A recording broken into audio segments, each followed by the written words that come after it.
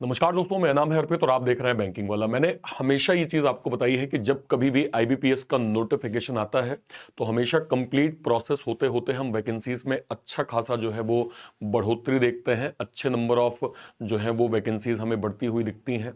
अभी हालिया हमने आपको बताया था कि इंडियन बैंक ने लगभग 1580 वैकेंसीज जो है वो रिपोर्ट करी थी और इसका डिटेल डेटा हमारे पास नहीं था। अभी फाइनली आईबीपीएस का रिप्लाई ऑफिशियल जो है वो हमें मिल गया है।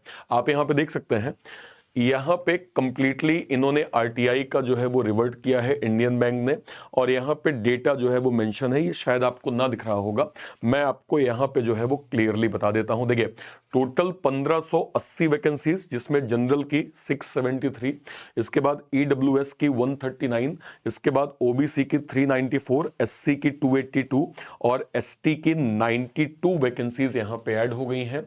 और मैंने आपको बताया था कि अगर आप सभी वैकेंसीज को, जब से ओवरऑल वैकेंसीज जब नोटिफिकेशन आया था और उसके बाद जो अलग अलग बैंक की, जैसे पीएनबी ने जो है वो रिपोर्ट करी थी, कुछ और बैंक्स ने रिपोर्ट करी थी, तो टोटल वैकेंसीज के नंबर 10,000 से ज्यादा हो गए हैं। और ये समतुल्य है एसबीआई क्लर्क के। एसबीआई क्लर्क आपको पता है कि टोटल 13,000 के करीब वैकेंसीज है, और अगर आप बैकलॉग वैकेंसीज को ऐड कर देंगे तो नियर 14,200 के करीब, यानी 14,000 वैकेंसीज एसबीआई क्लर्क ने जो है वो लॉन्च करी थी।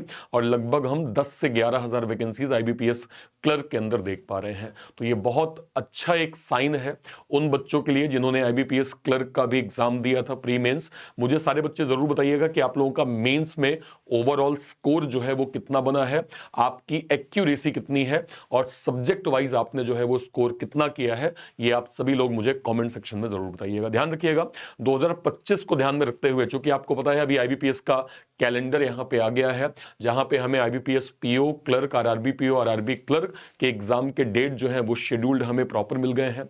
इसको ध्यान में रखते हुए बैंकिंग वाला ने स्पेशल जो है वो बैंकर्स फाउंडेशन का यहां पे बैच लॉन्च किया है, जो कि रीस्टार्ट 2025 है। इसका मतलब ये है, ये उन बच्चों के लिए बहुत इंपॉर्टेंट है जो बिल्कुल बेसिक से पढ़ना चाहते हैं, स्क्रैच से पढ़ना चाहते हैं, जो 2025 के आईबीपीएस के एग्जाम्स हो गए, इंश्योरेंस के एग्जाम हो गए, या फिर एसबीआई पीओ, एसबीआई क्लर्क 2025-26 का एग्जाम हो गया, जो बच्चे उनको टारगेट कर रहे हैं उनके लिए भी है।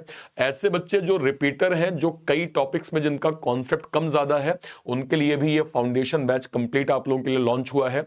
इसमें हम हर एक सब्जेक्ट को, हर एक टॉपिक को बहुत डिटेल वे में सीखेंगे, उसके कंटेंट अलाइनमेंट की हम लोग जो है वो प्रैक्टिस करेंगे, और सारी चीजें जो आपको बेसिक रिक्वायरमेंट है आपकी प्रैक्टिस के लिए, चाहे क्लास हो, रिकॉर्डेड क्लास हो, लाइव क्लास हो, पीडीएफ हो, नोट्स हो, डीपीपीज हो, डाउट्स के सेशन हो, है ना, 24/7 आपको डाउट्स का यहाँ पे सपोर्ट मिल जाएगा, क्विजेज हो, सेक्शनल क्विज हो, कंप्लीट मॉक हो, लगभग सारी चीजें आपको इस बैच में दी गई हैं। तो वन स्टॉप सॉल्यूशन आपका 2025 के एग्जाम्स के लिए ये आपका बैंकर्स फाउंडेशन का बैच है।